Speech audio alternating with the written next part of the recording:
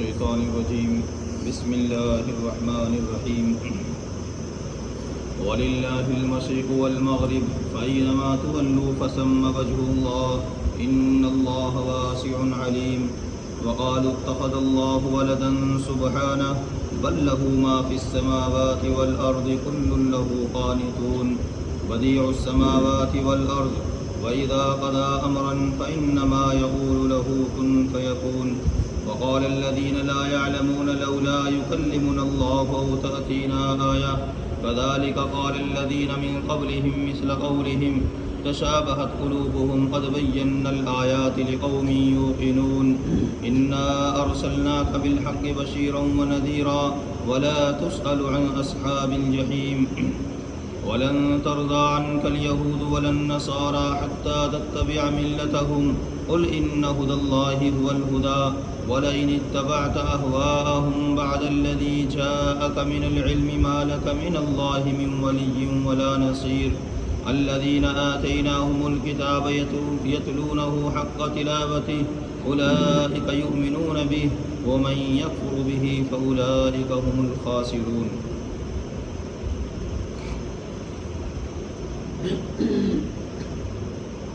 پچھلی آیتوں کے اندر یہ تذکرہ آیا تھا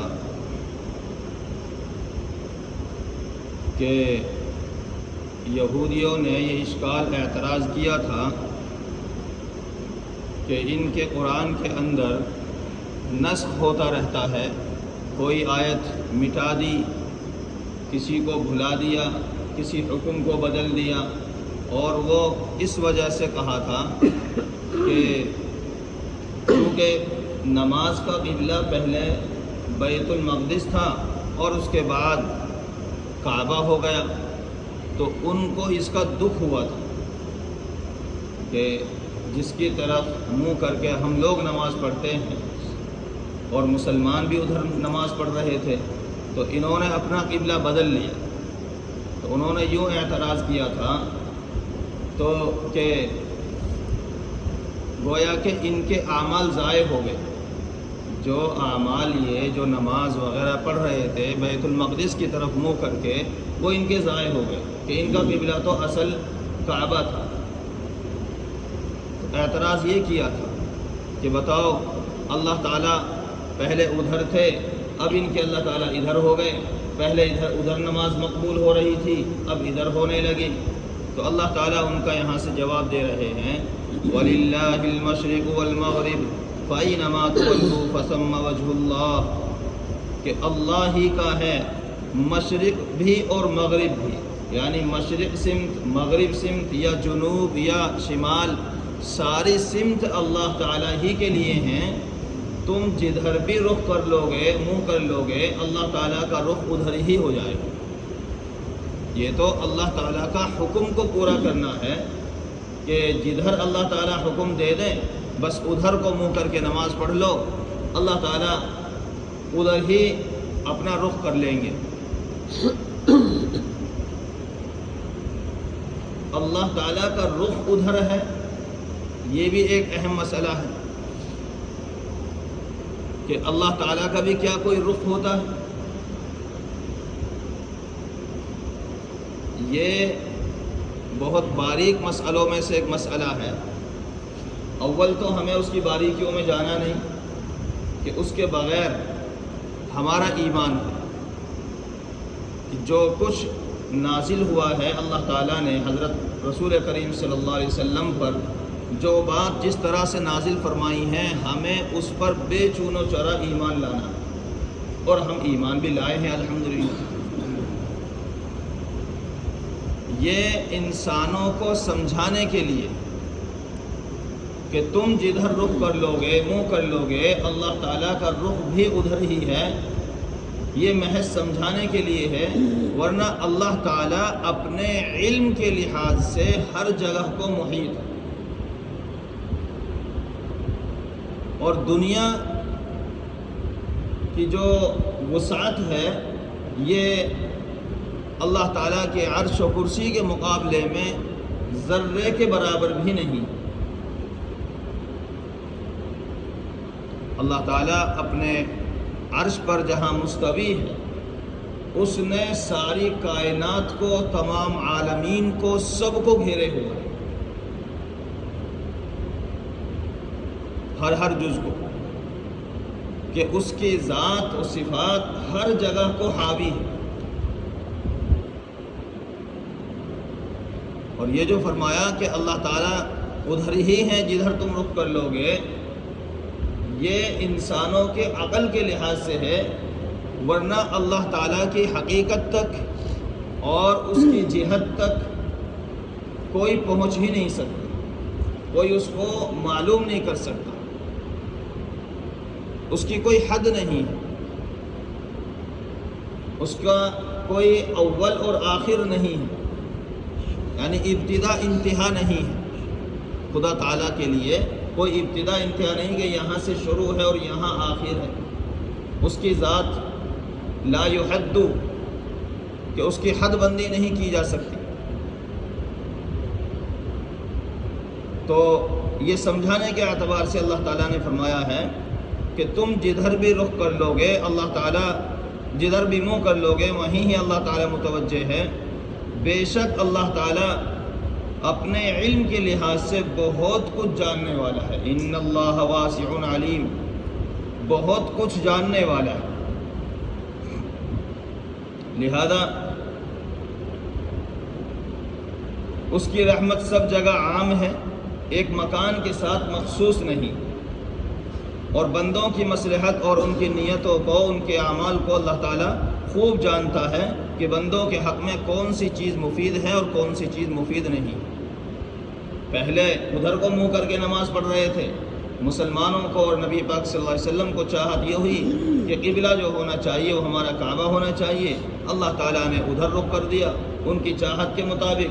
تو اس کے کرنے سے ان کے اعمال میں کوئی کوتاہی نہیں ہوئی ہے کہ نماز میں کمی ہو گئی ہو، دوسری عبادات میں کمی ہو گئی ہو۔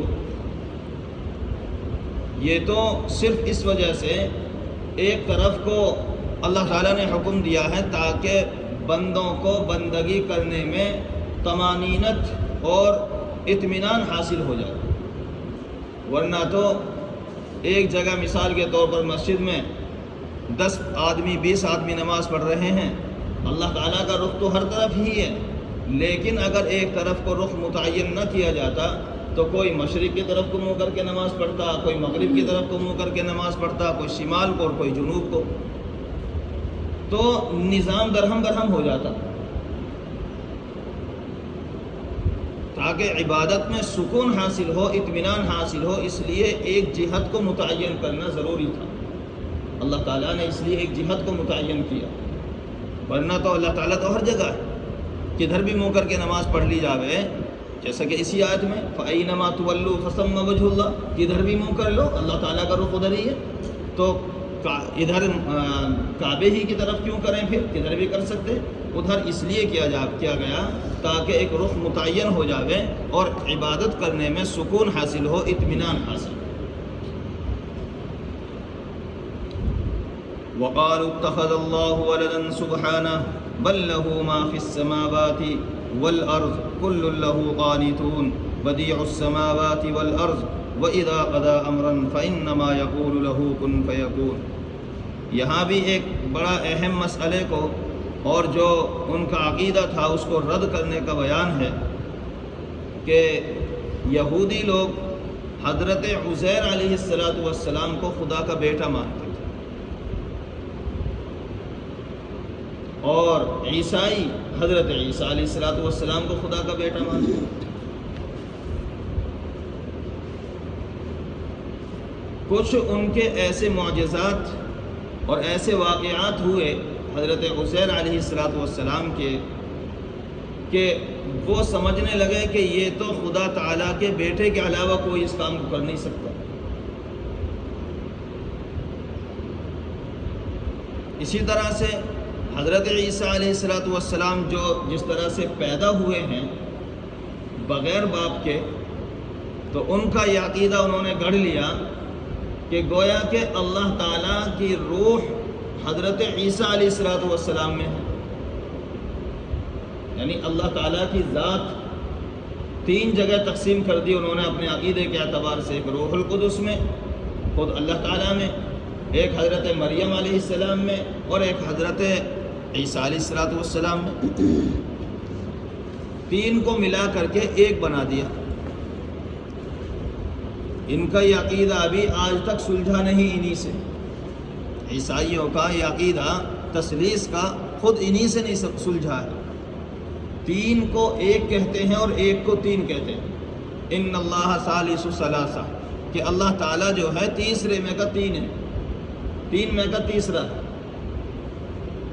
خدا تعالیٰ کو 3 جگہ تقسیم کرتے ہیں اور ایک بھی مانتے ہیں کہ جب ان کو آپ نے 3 جگہ تقسیم کر دیا تو ایک کیسے رہا، اور جب ایک ہے تو یہ 3 کیوں ہے؟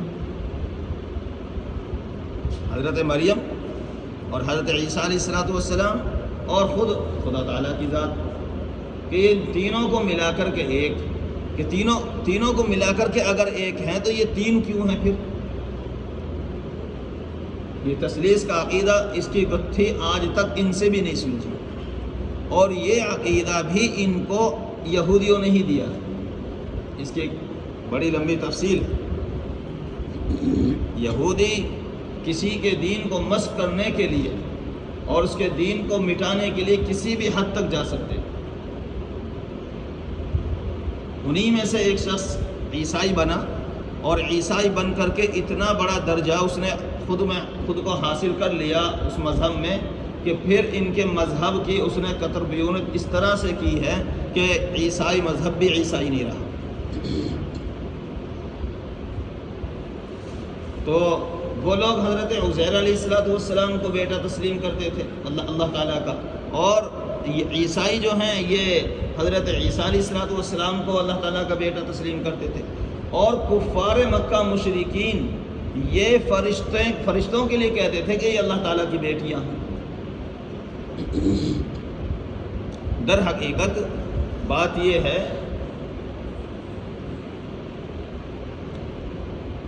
کہ پہلی کتابوں میں، قرآن کریم کے نزول سے پہلی کتابوں میں اللہ تعالیٰ کے لیے مسبب اول ہونے کی وجہ سے، کہ ہر چیز کی تخلیق میں سب سے پہلے جو سبب ہے وہ اللہ تعالیٰ کی ذات ہے، اس کے بعد ہی کچھ ہوتا ہے۔ پہاڑوں کو، زمینوں کو، آسمان سے اور انسانوں کو پیدا کرنے میں سب سے پہلے جو دخل ہے وہ خاص اللہ تعالیٰ کی ذات کا ہے، مسبب اول۔ تو مسبب اول ہونے کی وجہ سے پچھلی کتابوں میں اللہ تعالیٰ کو باپ کہا گیا،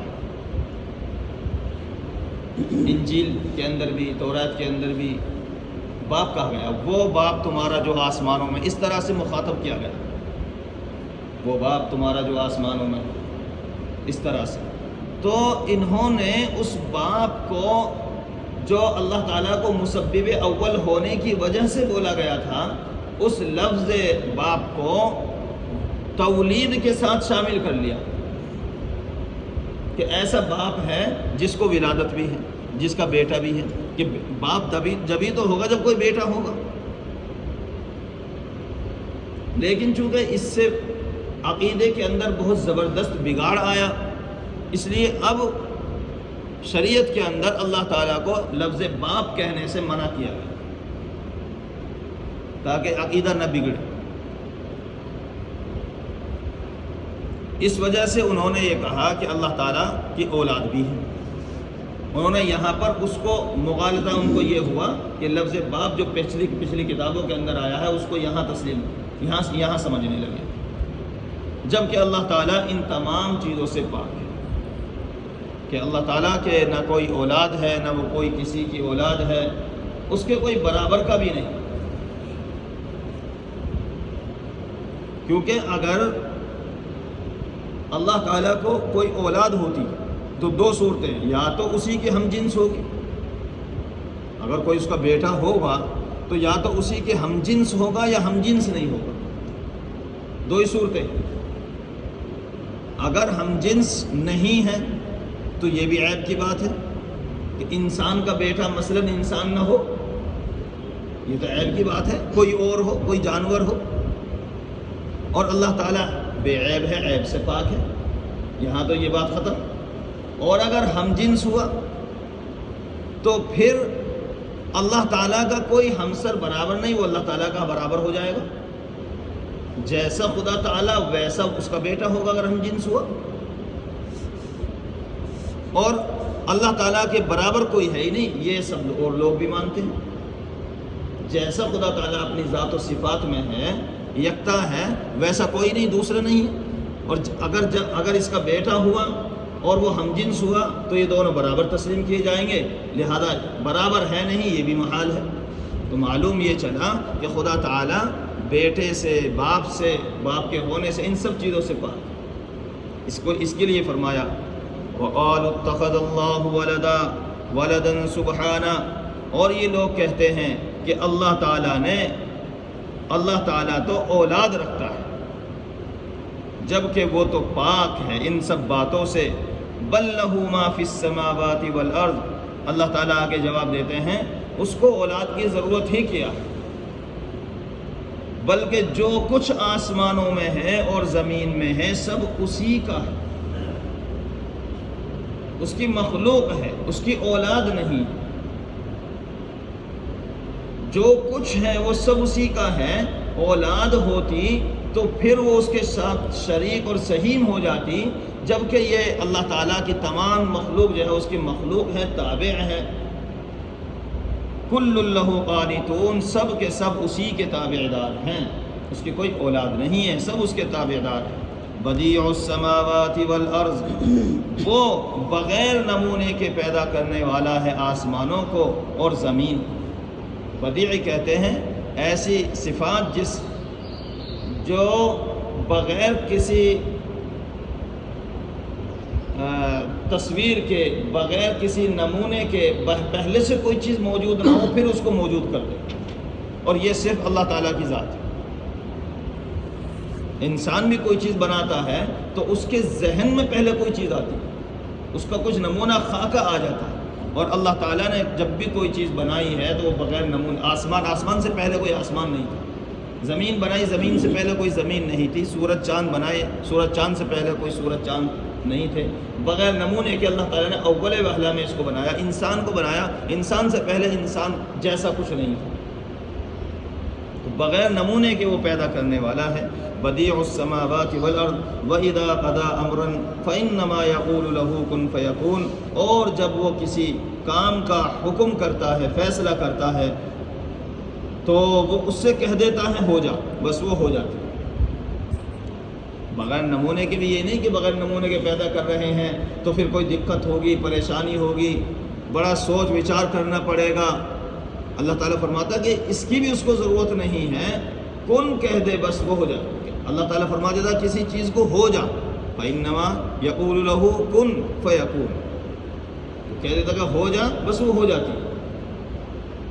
اور لفظ کن بھی ہمیں سمجھانے کے لیے، ورنہ اللہ تعالیٰ کا تو ارادہ کرنا ہی کافی، کہ اس سے کم درجے کی بات بھی انسانوں کو سمجھ میں نہ آتی، ورنہ یہ سمجھانے کے لیے ہے کہ اللہ تعالیٰ کسی چیز کو یوں کہہ دیتا کہ ہو جا، ورنہ اسی میں یہ بات نکلے گی کہ اللہ تعالیٰ لفظ کن کا محتاج ہے، حالانکہ اللہ تعالیٰ کسی بھی چیز کا محتاج نہیں، وہ لفظ کن کا بھی محتاج نہیں ہے۔ لفظ کن بھی انسانوں کو، اپنے بندوں کو سمجھانے کے لیے بتلایا گیا ہے، اس کا ارادہ ہی کافی۔ وقال الذين لا يعلمون لولا يكلمنا الله أو تأتينا آية كذلك قال الذين من قبلهم مثل قولهم تشابهت قلوبهم قد بينا الآيات لقوم يوقنون۔ اور جاہل لوگ یوں کہتے ہیں جو کچھ نہیں جانتے، وقال الذين لا يعلمون، یہودیوں کو جاہل کہا ہے اللہ تعالیٰ نے، جبکہ ان کے پاس کتاب ہے، یہ کتاب پڑھتے، تورات پڑھتے ہیں۔ عیسائیوں کے پاس انجیل ہے، وہ انجیل پڑھتے ہیں۔ ان پڑھنے پڑھانے والوں کو بھی اللہ تعالیٰ نے جاہل کہا، اس لیے کہ اگر پڑھنے پڑھانے والے بھی جہالت کی بات کریں گے تو وہ جاہل ہی ہیں، ان کو تو سمجھداری کی بات کرنی چاہیے۔ اپنی کتاب کے لحاظ سے، علم کے لحاظ سے، جو اللہ تعالیٰ نے ان کو علم عطا کیا ہے اس کے لحاظ سے انہیں بہت اچھی سمجھ والی بات کرنی چاہیے تھی۔ وہ کہتے ہیں لولا یکلمنا اللہ او تأتینا آیہ، کہ اللہ تعالیٰ ہم سے بات کیوں نہیں کرتا؟ جیسے موسیٰ علیہ السلام سے اللہ تعالیٰ نے بات کی ہے بغیر واسطے کے۔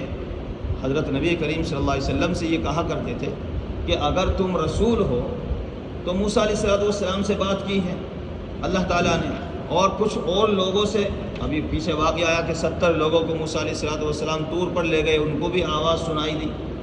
تو ہمیں بھی اللہ تعالیٰ ایسے ہی ہم سے بات کر لے، چاہے واسطے سے بات کرے یا فرشتے کے ذریعے سے بات کرے، وہ ہمیں یہ بتلا دے کہ تم نبی ہو تو ہم مان لیں گے۔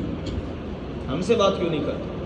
او تأتینا آیا، یا کوئی نشانی اللہ تعالیٰ ہمیں ایسی واضح عطا فرما دے ہوئے کہ جس کو دیکھ کر ہمیں یقین آ جاوے کہ ہاں تم اللہ کے رسول، تو ہم پھر تسلیم کر لیں گے۔ یہ کون کہتے تھے؟ اہل کتاب، اہل علم، جاننے والے۔ اللہ تعالیٰ نے ان کو کہا ہے الذین لا یعلمون، یہ جاننے والے نہیں ہیں، یہ جاہل ہیں۔ بھلا کہیں جاننے والے ایسے اوٹ پٹانگ سوال کریں گے؟ کیا اللہ تعالیٰ سے بات کرنے کی یا اللہ تعالیٰ کو دیکھنے کی ان کے اندر طاقت ہے؟ یہ تو بالکل لچر سوال ہے، اس لیے بعض چیزوں کا جواب نہیں دیا جاتا کہ ایسا سوال کر دیتا ہے سامنے والا بالکل جہالت پر کہ اگر اس کو جواب دیا جائے گا تو وہ بجائے سمجھنے کے اور گمراہ ہو جائے گا۔ اس لیے کہیں کہیں جواب دینے کا بہترین طریقہ خاموشی۔ ایسی لچر بات اللہ تعالیٰ نے فرمایا کہ اس کا تو ضرورت ہی نہیں اس بات کی جواب دینے کی، لولا یکلمنا اللہ، کہ اللہ تعالیٰ ہم سے بات چیت کیوں نہیں کرتا؟ تمہارے اندر یہ استعداد ہی نہیں، طاقت ہی نہیں۔ اور دوسری جگہوں پر اس کا جواب آ چکا ہے، لیکن اس آیت میں اللہ تعالیٰ فرماتا ہے کہ او تأتینا آیا، یا یہ کہتا ہے کہ ہمارے پاس کوئی نشانی ہی آ جاوے۔ کذالک قال الذین من قبلہم مثل قولہم، اللہ تعالیٰ فرماتا ہے کہ اسی طرح سے ایسی ہی بات ان سے پہلے ان کے جو باپ دادا ہیں انہوں نے بھی کی۔ جب موسیٰ علیہ السلام کے ساتھ وہاں گئے کہ ہم سے بات کریں، بات کر لی تو اب ہمیں دکھائیں، اللہ تعالیٰ آ کر کے ہمیں دیکھ لیں، بالکل جیسے وہ کہہ رہے تھے ایسے یہ بھی کہہ رہے ہیں۔ تشابہت قلوبہم، جیسے ان کے دل ہے نا، ان کے دل ایسی ان کے دل، ایسے ان کے دل برابر ہو گئے۔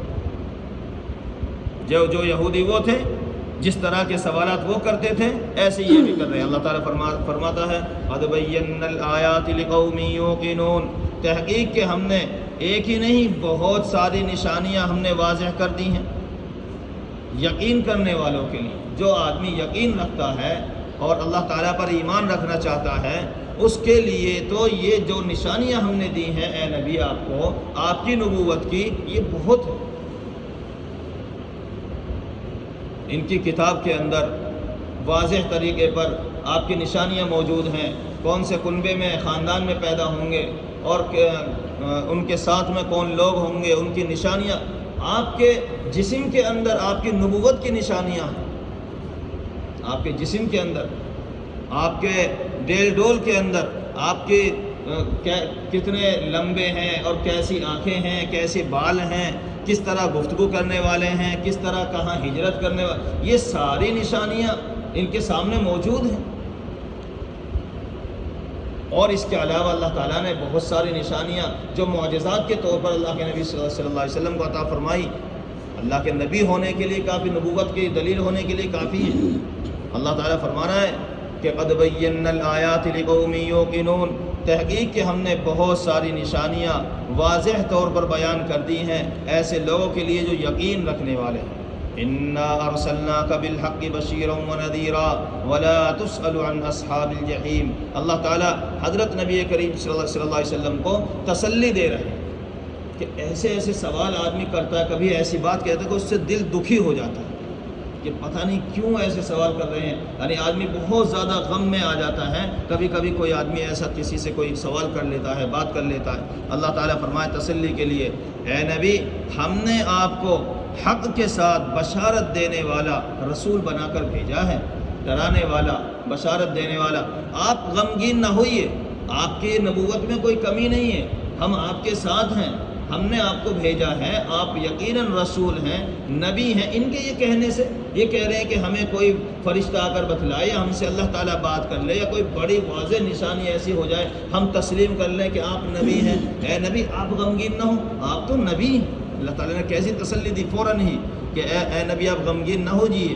انا ارسلناک بالحق بشیرا ونذیرا ولا تسأل عن اصحاب الجحیم۔ اور یہ لوگ جہنم میں جائیں تو جائیں، آپ سے ان جہنمیوں کے بارے میں پوچھ گچھ نہیں ہوگی، یہ کیوں گئے، انہوں نے کیوں ایمان قبول نہیں کیا۔ آپ کا کام ہے دعوت کا پہنچا دینا، حق بات کا پہنچا دینا، سامنے والا اس کو تسلیم کرے نہ کرے اس کا عمل ہے، آپ پر یہ لازم نہیں ہے کہ آپ اس کو جنت میں داخل کرا کے ہی مانو۔ اگر وہ ایمان نہیں لاتا ہے یا آپ کی بات تسلیم نہیں کرتا ہے یا اللہ تعالیٰ کی طرف متوجہ نہیں ہوتا ہے تو یہ ذمہ داری داعی کی نہیں ہے۔ داعی کی ذمہ داری صرف اتنی ہے کہ وہ اپنی دعوت کو کامل طریقے سے پہنچا دے، یہ اس کی ذمہ داری۔ تو اے نبی آپ سے نہیں پوچھا جاوے گا کہ یہ جہنم میں کیوں گئے، لہذا آپ غمگین نہ ہو جئے۔ انا ارسلناک بالحق بشیرا ونذیرا ولا تسأل عن اصحاب الجحیم، اور تجھ سے نہیں پوچھ گچھ ہوگی دوزخ میں جانے والوں کی۔ یہ یہودیوں کے اقوال تھے، بہت ساری ان کی باتیں تھیں، کبھی کچھ کہتے تھے کبھی کچھ کہتے تھے، یہاں تک یہ 40 ان کے اعتراضات اور ان کے طرح طرح کی باتیں ہیں جو پوری ہوئی ہیں۔ اب اللہ تعالیٰ آگے سے 2-3 آیتوں کے اندر یہودیوں کی اور کچھ باتیں بیان کریں گے اور پھر دوسرا قصہ اللہ تعالیٰ ابراہیم علیہ السلام کا یہاں سے شروع کریں گے۔ یہ ہے آیت 119 تک۔